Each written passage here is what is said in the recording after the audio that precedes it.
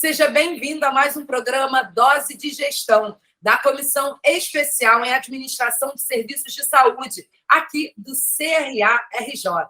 E como você já sabe, estamos no mês do administrador, no mês do profissional da administração, e daqui a 3 dias também comemoramos o Dia da Segurança do Paciente, dia 17/9. Então, é uma data importante para a gestão de saúde, para os administradores. Por isso, nós trazemos aqui hoje um tema mais do que especial, que é gestor de saúde. Qual o perfil ideal? E quem vai falar sobre isso com a gente é a administradora Rita Garcia, que é coordenadora aqui da comissão, e o André Luiz Gal, administrador André Luiz Gal, que é advogado, é administrador com especialização em administração hospitalar, tem uma vasta experiência no assunto e vai conversar aqui com a gente sobre esse tema tão bacana. Então, para a gente iniciar o nosso bate-papo, para a gente iniciar o nosso Dose de Gestão, eu convido a Rita para falar um pouquinho sobre a CAIS e um pouquinho mais sobre o nosso entrevistado. Rita, mais uma vez, seja muito bem-vinda. Obrigada, Érica. Obrigada por você conduzir os nossos eventos com tanto profissionalismo, com tanto carinho, né? E obrigada, André, né, por você ter aceito o nosso convite, por estar aqui debatendo esse assunto com a gente. Primeiro, queria falar para você, André, que a nossa Comissão de Saúde já existe há 15 anos de atividade dentro do CRA-RJ, né? Eu tô na comissão desde 2015. Eu sou novinha, tenho 7 anos só, né? E nós somos em torno de 8 integrantes na comissão, todos com ampla experiência dentro da área da saúde, tá? E nós temos um objetivo para estar fazendo e trabalhando dentro dessa comissão, que é despertar o interesse dos administradores para a área da saúde. E também apoiar os gestores da área da saúde em debater esses temas, porque a gente sabe, né, André, como é complexa a área da saúde, né? Como é difícil. A gente fala o tempo inteiro que o grande problema das organizações de saúde está onde? Na gestão, né? O grande problema está aí na gestão. Então, por isso, a gente tem trabalhado essas questões. E como é que a gente tem trabalhado essas questões? Anualmente, a gente realiza o ENCAD Saúde e a Jornada Carioca de Gestão em Saúde. Nós já estamos no 12º ENCAD Saúde, na 3ª Jornada Carioca. E vai ser agora em novembro, tá? Inclusive, você está convidado a participar com a gente. E a gente vai falar sobre tecnologias inovadoras, sobre novos paradigmas para a gestão na saúde, e vamos debater esse assunto. Nós fazemos também algumas lives, a Ademia Live, que a gente chama. E nós temos uma live que está lá disponível no site do CRA, que a gente abordou a questão do que a administração em serviços de saúde aprendeu com a pandemia. Participou desse evento o doutor Guaraci da Somerge, do Guaraci da Aerge e doutor Rômulo da Somerge, que a gente encontrou com eles lá no evento em Búzios, né? Que a gente estava lá, o evento da Aerge foi maravilhoso, a gente participou lá. E eles são parceiros nossos e participaram desse evento, que está bem interessante, está disponível no site. Nós temos alguns projetos de capacitação e treinamento também na questão da gestão. Estamos desenvolvendo uma pesquisa de mapeamento do perfil dos administradores, que a Érica deve lançar por agora, né, Érica?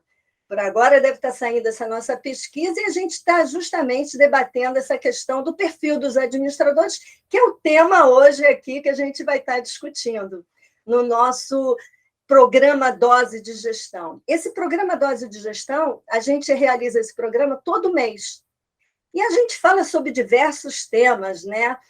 Segurança do paciente, planejamento estratégico, logística, RH, todos esses temas que são importantes para os gestores saberem da área de saúde e verem o que está sendo feito, o que é melhor, como a gente pode trabalhar para a gente melhorar os processos dos gestores e os resultados. E aí, o nosso tema de hoje, como a Érica colocou, fala sobre o perfil do administrador.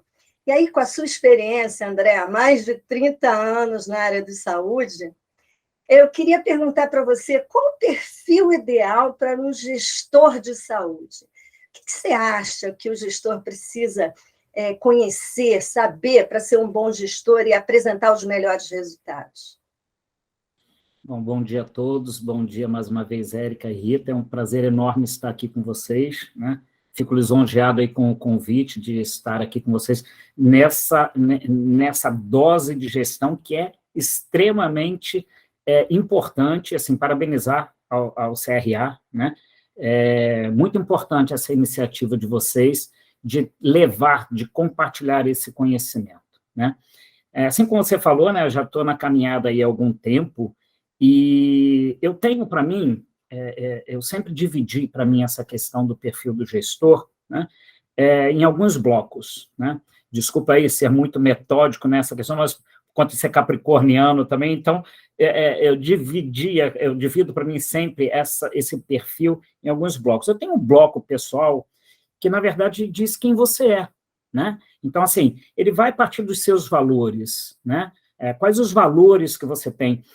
Eu me reporto aí a uma dose de gestão que deve estar fazendo um ano aí que o Léo Barberis, junto com a Audilene, falava, né, do desafio do gestor, lida com gente, trata com gente, né? Embora ele tenha um aparelho, ele tenha um negócio para gerir, para fazer dar resultado, né, que envolve uma complexidade enorme de profissões, de gente, de materiais, de tudo ali dentro do hospital, ou dentro de uma empresa, seja lá o que for, né? Ele está lidando com gente, ele tem que fazer a gestão de gente. Então, assim, vai muito dos seus valores. Quem você é, como que você construiu a sua personalidade, né? E aí a gente passa por princípios, né? Eu acho que um bom gestor, ele tem que ter uma inteligência emocional muito acurada, muito bem desenvolvida, né? Ele tem que ter foco no seu negócio, mas um foco sistêmico também, enxergar, entender o mercado, entender o momento, entender como que as coisas estão se movimentando, estão acontecendo no seu entorno, né? Ele precisa ser determinado. E aí, quando eu puxo para a saúde, que é a minha área de atuação aí a vida toda, a determinação é muito importante, porque os desafios são inúmeros, né? Não raro a gente se vê tentado até desistir de determinadas situações, de determinados projetos, de determinados posicionamentos, e aí a gente precisa, né, buscar força e ser determinado nessas questões, ser muito resiliente demais, porque a gente está lidando com pessoas, a gente está lidando com sentimentos, a gente está lidando com emoções, a gente está lidando, de um lado, pessoas cuidando da saúde de outras que estão em busca da sua recuperação de saúde, né? Você vai para dentro de um hospital, se você tem um hospital completo, né, uma estrutura bem complexa, que você tenha todas as especialidades dentro, como eu geri, por exemplo, Casa de Saúde São José, onde a gente trabalhou juntos, né? Você tinha um hospital de alta complexidade com uma maternidade dentro, mas até naquela situação da maternidade, que você tem uma pessoa vivendo um momento de felicidade, porque está chegando uma criança, mais um membro para a família, existe por trás daquilo uma certa insegurança, uma certa ansiedade, se vai dar tudo certo no parto. Já tivemos partos de alto risco, que às vezes o resultado não é o melhor ou não era o que se esperava, né? Então, a gente precisa ser bastante resiliente para poder entender todas essas emoções, entender, enxergar o outro, os desafios que o outro também está vivendo, onde que estão as dificuldades dele, para que a gente possa trazer o equilíbrio para dentro da instituição e fazer o seu melhor, né? A empatia, se colocar no lugar do outro, né?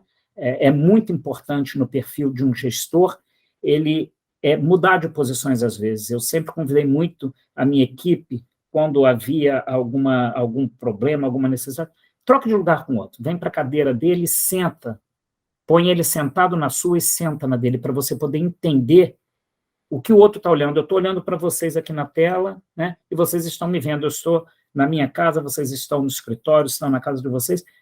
Coloca-se no lugar do outro, entende qual é a visão, o que o outro está enxergando. Isso é muito importante para o gestor, para ele fazer uma boa gestão, né? Precisa ser uma liderança motivadora, né? As pessoas, há algumas décadas atrás, elas não seguiam, né? Elas não eram, bem dizer, lideradas, elas obedeciam, né? Então, assim, alguém mandava e elas executavam.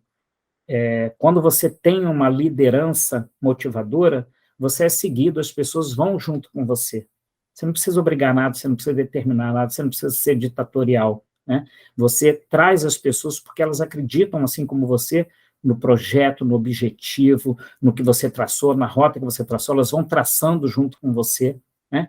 Então, uma gestão participativa, né, para que um gestor, para os momentos atuais, ele possa exercer uma boa liderança, ele tem que ter uma gestão participativa, e aí ele tem que ser motivador, ele tem que trazer as pessoas têm que olhar para ele e entender que não é só um discurso que está sendo colocado para eles, mas existe sim um objetivo, aquilo é alcançável, eu quero fazer parte desse projeto, eu quero estar junto lá no final da linha, e aí ele traz as pessoas com ele, traz os profissionais com ele. E uma comunicação assertiva, né? E a comunicação assertiva, às vezes, também pede para a gente muito dos outros critérios que eu coloquei antes, porque, assim, a gente tem que ser verdadeiro.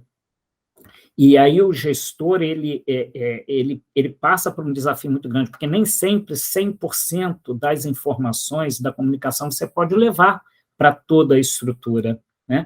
Você vai cascateando de acordo com os degraus que você tem dentro da instituição, né? Você vai cascateando aquilo e você tem que ter uma comunicação adequada para cada um dos players que estão com você, né? Para o teu time de alta liderança, você tem uma comunicação, às vezes, muito mais direta, com todo o detalhamento. Depois você vem, não é que você omite, mas você vem moldando, porque como que você vai chegar na base da tua instituição com a mesma comunicação que você está aqui em cima, né? Então, assim, e a comunicação, né?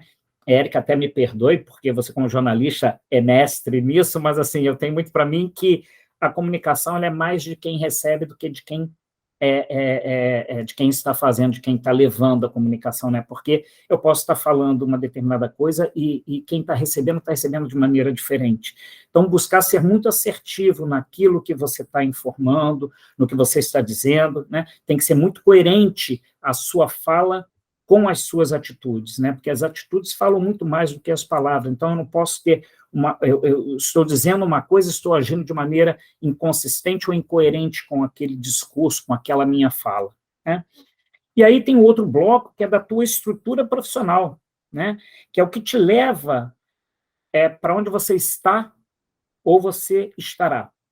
Porque uma coisa é quem você é, outra coisa é quem você está, né? Eu, André, sou uma pessoa, acredito eu, que muito daquilo que eu falei há pouco, né? Mas onde eu estou? Eu já estive em muitas situações, eu já estive em muitas posições. Em que posição que eu estou hoje? Então, para as que eu estive e para que eu estou, né? Que eu estou, eu preciso trabalhar muito a minha formação. Então, por isso que ano após ano eu fui investindo na formação, nas especializações, para que eu pudesse corresponder a toda a responsabilidade de fazer a gestão de uma instituição de saúde, né? As especializações, porque você tem a sua formação, eu fiz direito de primeira formação, depois eu fiz administração de segunda formação, fiz especialização em gestão de saúde, fiz os meus MBAs todos focados em gestão de saúde, porque eu entendia que quanto mais complexo vai ficando a gestão, mais eu tenho que estar preparado para corresponder a essa complexidade. André, né? Desculpa te cortar, mas isso foi uma exigência da instituição ou uma necessidade sua que você percebeu como importante para que você exercesse essa sua função, ou ambas, né? Então, Rita, para te responder isso, eu vou precisar voltar um pouquinho no tempo, porque, assim, a vida vai pregando umas peças na gente, né? E eu acho que tudo é muito bem... assim, o universo, ele conspira a favor. Eu tinha um desejo, enquanto menino, de ser médico. Eu fiz vestibular para medicina, passei em medicina, mas as minhas condições financeiras da minha família não me propiciaram isso. E aí eu tive aquele primeiro momento de frustração. não vou conseguir, não tenho como. E aí eu entendi que eu precisava fazer um curso, eu precisava ter um nível superior para ter melhor qualidade de vida, para me desenvolver melhor, para ter uma vida melhor, eu precisava ter uma formação superior. E aí eu fui fazer Direito. Porque Direito eu podia trabalhar durante o dia e estudar à noite, assim eu fiz em Petrópolis, na Universidade Católica de Petrópolis. E no meio do caminho eu fiquei desempregado, precisei interromper a faculdade por um semestre, e a oportunidade que me veio de trabalho foi dentro de hospital.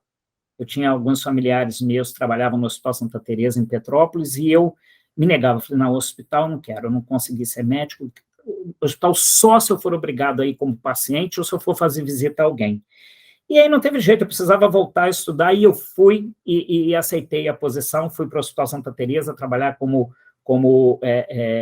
office boy da farmácia, e aí terminei a minha faculdade de Direito, e enquanto eu cursava a faculdade de Direito, eu dizia assim que eu terminar, eu saio do hospital, vou montar o escritório. E cheguei a montar com 2 colegas da faculdade, nós montamos um escritório, eu trabalhava a maior parte do dia no hospital, saía no meio da tarde, que eu pegava muito cedo, ia para o hospital, ficava até altas horas da noite trabalhando no Direito. Até que um dia, aí respondendo o que você me perguntou, eu respondi uma provocação. O meu superintendente virou e falou assim, olha, você é um bom profissional, você está crescendo bastante na empresa, eu já tinha alçado outros degraus dentro do hospital, eu estava como gerente comercial da instituição, falei assim, eu só preciso de uma coisa, você tem que tomar uma decisão, ou você vai ser um advogado, ou você vai ser um administrador. Aqui nós estamos precisando de administradores, advogado não.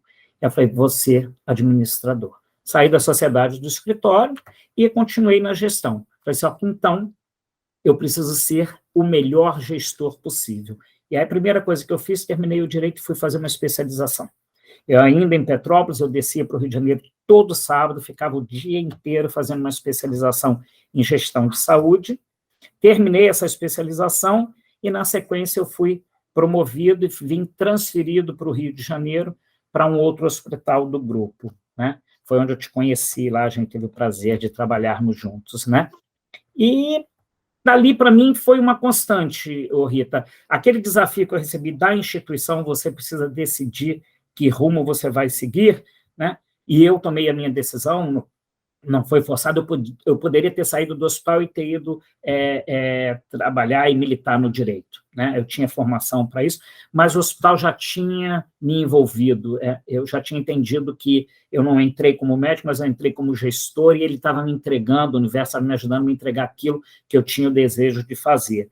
E tão nobre quanto, né, que é você dar condições para que a medicina aconteça, para que ela seja exercida. E aí eu mesmo fui me cobrando cada vez mais, fui me exigindo cada vez mais, por conta disso eu fui fazer todas as outras especializações que eu fiz, né? Inclusive uma com uma extensão na Espanha, conhecendo o sistema de saúde da Catalunha, que me foi muito rica também, e assim eu tenho seguido ao longo desses 30 anos, né?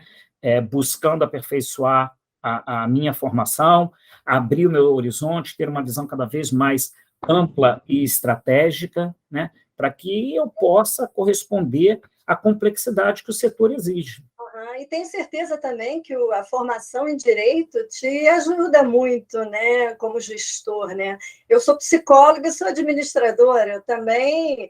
Muitas pessoas falam para mim, você abandonou a psicologia. Não, tudo que você falou aí de gestão de pessoas, a gente tem que ter um conhecimento de psicologia, saber lidar com as pessoas, isso é super importante, né? Então, parabéns, o seu currículo é belíssimo, belíssimo. Obrigado, Rita. E aí eu queria te fazer uma outra pergunta. Como é que se enxerga o mercado atual do setor de saúde? Como é que está esse mercado? Cita alguns exemplos. As organizações estão querendo administradores, estão buscando administradores. Me fala um pouquinho sobre isso, você que tem esses 30 anos aí de experiência na área. Nossos administradores gostariam de saber um pouco, né, sobre isso. Então, eu vejo assim, a gente vem de... É impossível qualquer assunto que a gente for falar hoje em dia, né, vai ser impossível a gente não perpassar sobre os 2 anos e meio últimos que a gente vivenciou, que foi da pandemia, né? Isso veio para ter uma grande transformação na vida de todo mundo, em todas as instituições, eu acho que no planeta como um todo, né? Desde a natureza até nós que a ocupamos e deveríamos tratá-la melhor, mas fazemos todos parte, né, desse grande sistema vivo que é o planeta. Nós tínhamos, entre 2010 e 2020, segundo dados da Federação Brasileira de Hospitais, a gente tinha em um universo entre 6.900 hospitais, caímos até 2020, a gente perdeu aí alguns hospitais e a gente foi para 6.600 hospitais, né? Em 2022, a gente está aí por volta desse número, e a gente teve, dentro desse número, a gente tem aí 4.000 e poucos hospitais que são hospitais da rede privada. Desses da rede privada, pouco mais da metade, pouquinho mais, 55%, eu acredito eu, da rede privada, são de hospitais filantrópicos, né? Hospitais que vêm aí, que receberam essa missão há décadas atrás, há mais de século, que foi quem começou a cuidar da saúde, né? Fazer as casas de acolhimento, de tratamento, as santas casas, depois começaram a surgir os hospitais de famílias de médicos, de grupos de médicos, até que algumas décadas atrás, acredito cerca de 3 décadas atrás, se abriu aí uma visão para olhar a gestão com um pouco mais de profissionalismo e pensar na sustentabilidade dos hospitais. Isso veio caminhando, a gente tem hoje, né, os mesmos hospitais filantrópicos, muitos ficaram pelo caminho, né? Hoje a gente começa a ter um movimento até de incorporação de hospitais filantrópicos por grupos financeiros, por fundos que estão olhando a saúde do Brasil como uma grande oportunidade, né, por conta de tudo que ela envolve, por conta de tudo que ela movimenta,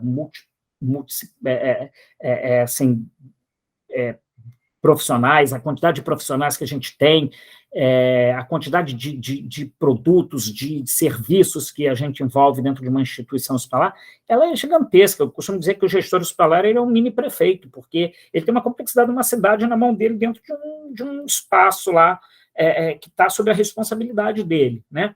Muitas profissões, muitos negócios, muitos serviços acontecendo, muitos materiais, medicamentos, uma série de coisas, uma infinidade de coisas sob a gestão dele. Então, assim, você começou a ter um movimento de aglutinação, grandes grupos se formando, né? Investidores entrando, fundos de investimento se associando a esses grupos, e aí foi havendo uma concentração. Hoje você tem os hospitais públicos com um desafio enorme para fazer a sua perenidade, a sua subsistência. Você tem uma massa de hospitais que ainda pertencem a grupos de médicos, a famílias, né, nós intitulamos dos independentes. Esses hospitais estão aí tentando sobreviver, e a pandemia castigou bastante alguns. Eu tenho falado com vários amigos que fazem a gestão, que são proprietários de hospitais com esse formato, com esse perfil, e eles vêm tentando sobreviver, e alguns até tentando sobreviver e rezando para que sobreviva bem e que alguém olhe para ele com o interesse de fazer uma parceria ou até mesmo fazer a aquisição da sua instituição. E temos uma outra fatia, né, embora menor, né, mas de muita importância, que são os grandes grupos ou os hospitais, embora independentes, mas que têm já uma robustez maior. Então, a gente teve esse momento, e isso está cada vez mais acelerado, de você ter os hospitais públicos cumprindo esse seu desafio, especializando os profissionais, buscando uma especialização para poder subsistir.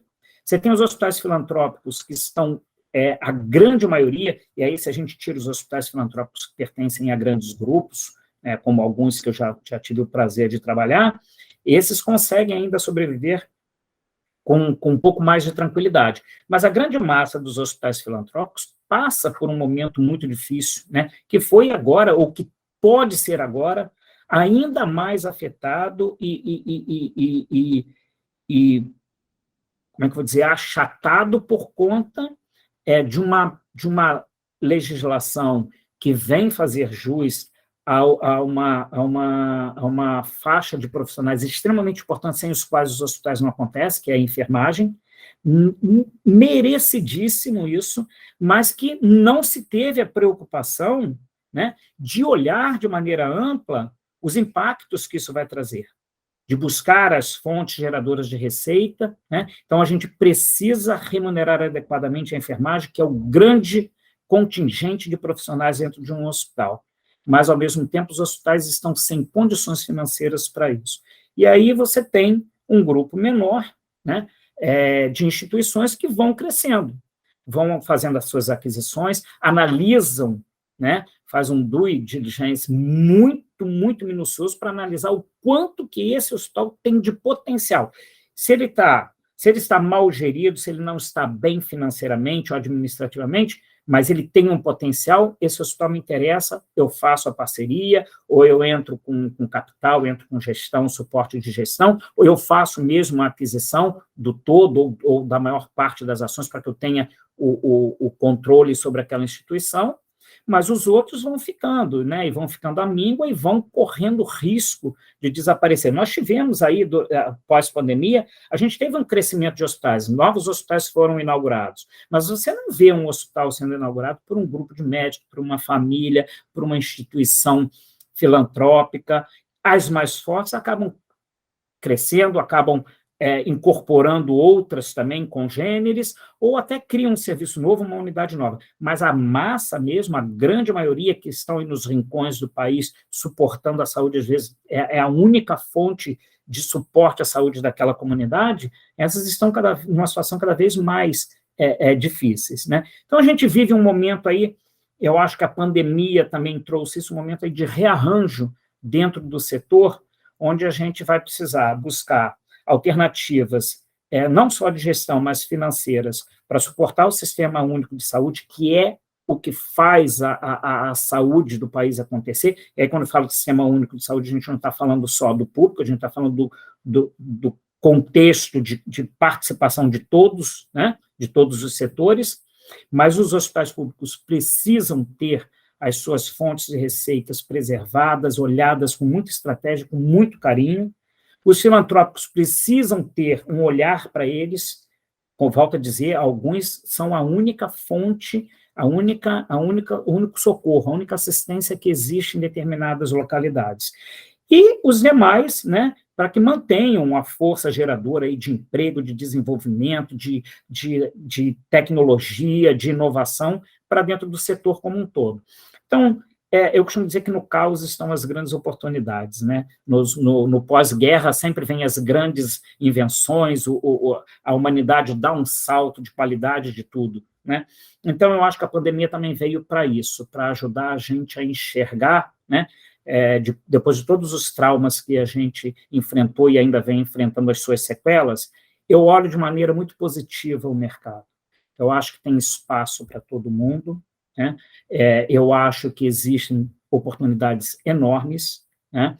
E o gestor, seja ele que fez a formação específica para a gestão hospitalar, nas universidades que tem esse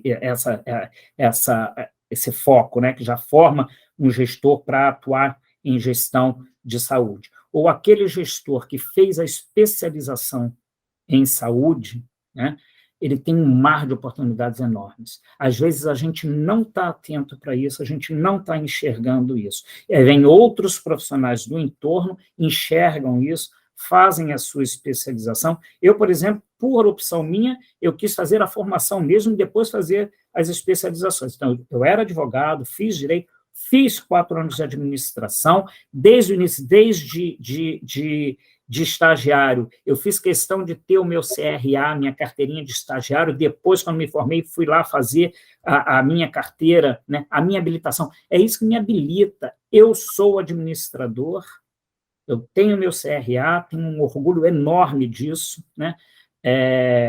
Parabenizo mais uma vez o CRA por tudo que ele traz, por tudo que ele incentiva, né?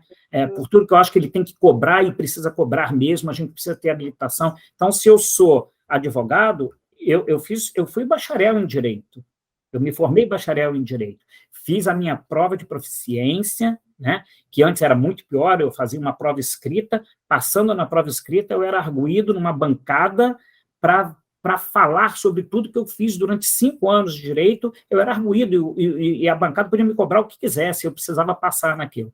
Hoje eu considero que a prova da ordem está um pouco mais fácil, em contrapartida tem muito mais gente ficando no caminho, né? Mas se eu não tiver a minha carteira da OAB, eu só sou bacharel em Direito, eu não posso participar de uma audiência, eu não posso fazer a defesa de ninguém no processo, eu não posso representar, né, um cliente. Se eu quero ser médico, eu tenho que fazer medicina, eu vou fazer meus anos de medicina, eu vou fazer especialização, porque senão eu só saio com a minha formação lá de um generalista, eu vou fazer a minha formação, eu tenho que ter o meu CRM. Então, assim, todas as profissões defendem muito e buscam o seguinte: você tem que ter legitimidade para você atuar. E aí, eu quis puxar uma brasa um pouco mais apimentada para isso, porque, assim, senão as pessoas acham que gestor qualquer um pode ser. E esse qualquer um pode ser, eu não estou falando de maneira pejorativa, não. Eu sei que nós temos pessoas em outras profissões com uma capacidade, com uma visão, com um preparo, com todos aqueles requisitos que eu comecei a minha fala falando, né, muito fortes, muito bem estruturados.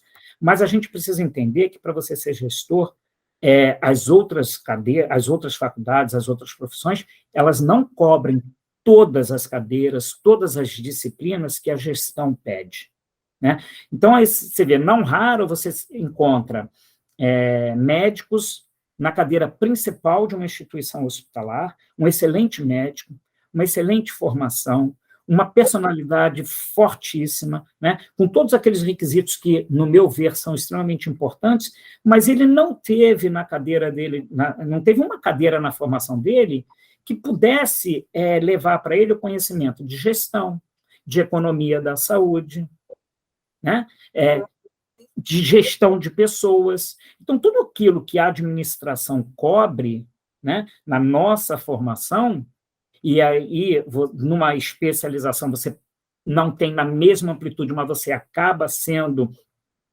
suprido dessas carências que você tem quando você faz um outro tipo de formação. Se você não tem isso, você tem uma excelente pessoa sentada numa cadeira não conseguindo fazer o seu melhor, porque existem lacunas, existem gaps que precisam ser supridos, né?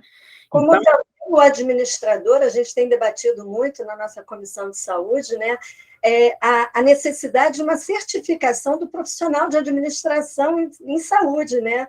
Ele tem que conhecer um pouco da área da saúde para poder atuar dentro desta área, né? Então, eu sou docente de algumas universidades, como convidada, né, dos cursos de gestão em saúde. Eu vejo muito médico, enfermeira, a grande maioria, fazendo curso de gestão em saúde, que eu acho isso sensacional.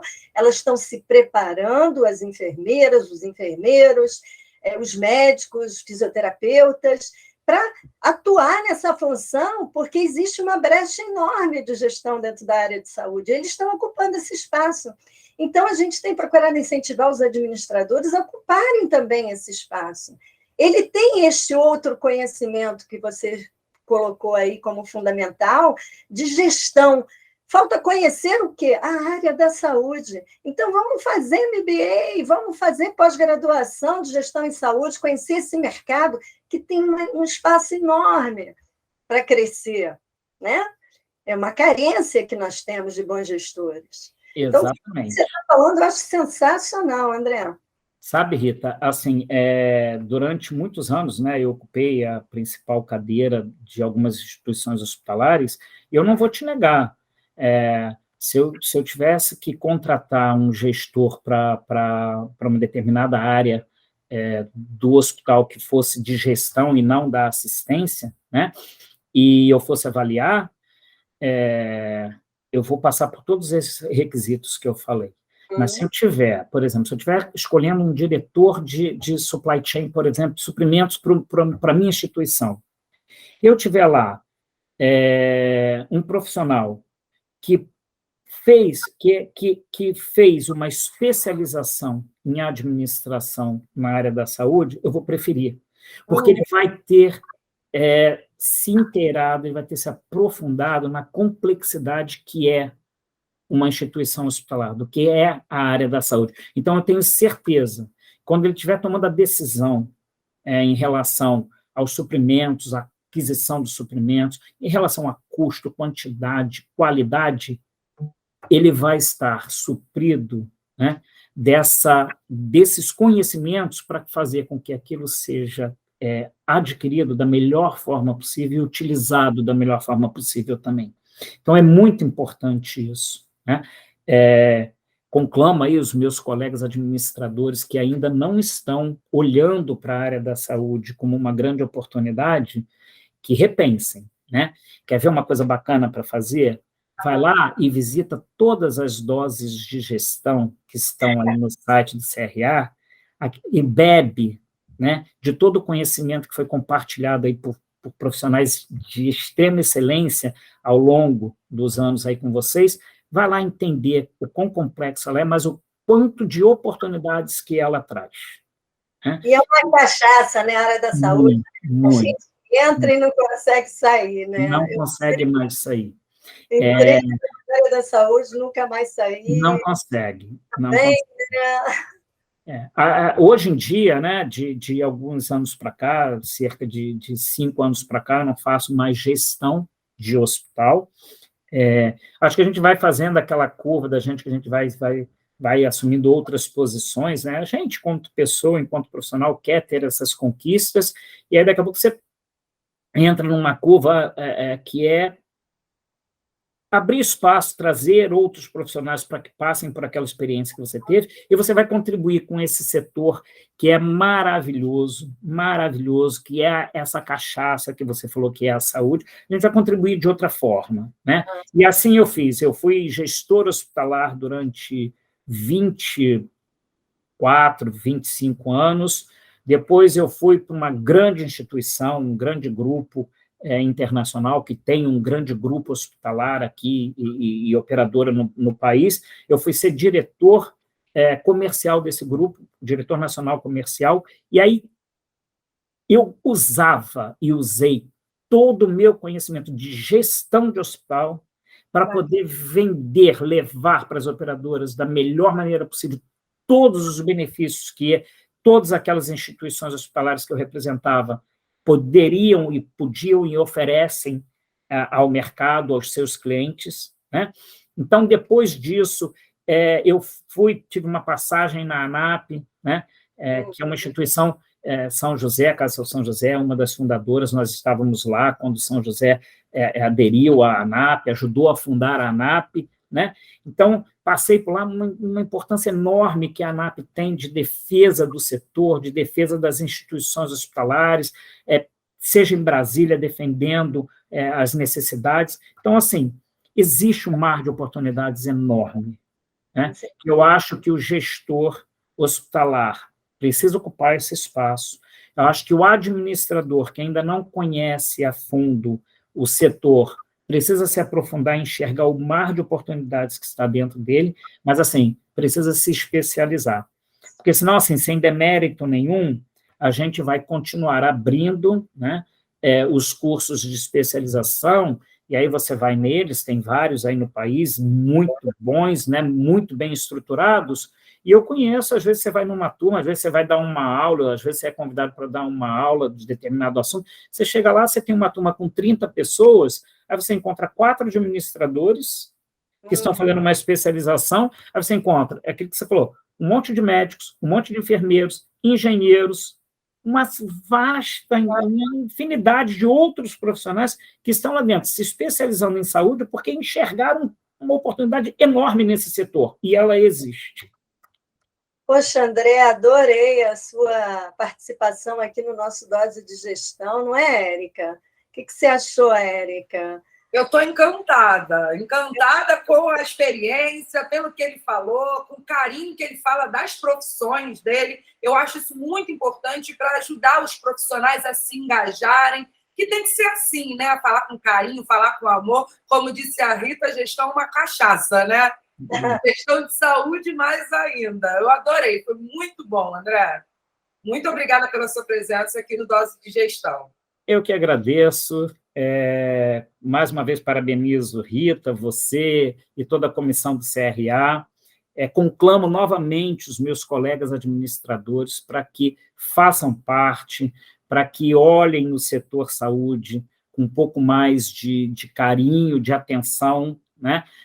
As oportunidades estão aí, mantenham o seu registro em dia, cobrem que os colegas também mantenham seus registros em dia. A gente precisa, né? Eu tenho muito orgulho de chegar num local e informar e apresentar o meu CRA. Eu sou habilitado, eu fui certificado pelo meu órgão de representação, pelo meu conselho, e concordo com Rita. Acho que o conselho precisa dar um passo à frente, que é fazer essa certificação de proficiência do profissional, entendeu? Porque senão, assim, a gente, e assim, sem demérito também, gente, eu tenho muito respeito por tudo e por todos, mas assim, senão a gente coloca todo mundo no mesmo nível, entendeu? E a gente sabe que não estamos, né? Uma pessoa que corre atrás, que se especializa, que tem esse olhar, que tem esse comprometimento, ele tem que ser olhado de maneira diferente, né? E aí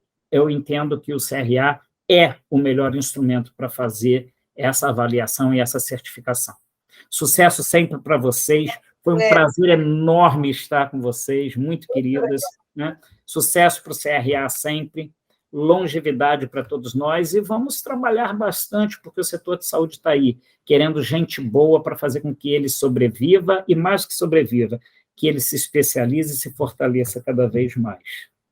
Parabéns pela sua explanação aí, foi fantástica, e muito, muito, muito obrigada. Gosto de você como pessoa, como profissional, você sabe disso, nos conhecemos há muitos anos, e continue assim, André, parabéns pelo seu trabalho. Obrigado, Rita. Eu costumo dizer o seguinte, as amizades verdadeiras, as pessoas que a gente gosta de verdade, a gente não precisa estar no dia a dia com elas, a gente pode ficar, às vezes, até mais de anos sem ver, mas em nada diminui o carinho, o afeto, a admiração. E a minha por você só faz crescer. Obrigado por tudo sempre. Obrigada, Rita. Obrigada, André. E obrigada a você que assistiu esse Dose de Gestão no mês do profissional da administração, no mês da segurança do paciente. É sempre muito bom ter a sua audiência. Eu aguardo você no próximo programa. Até lá. Tchau, tchau. Tchau.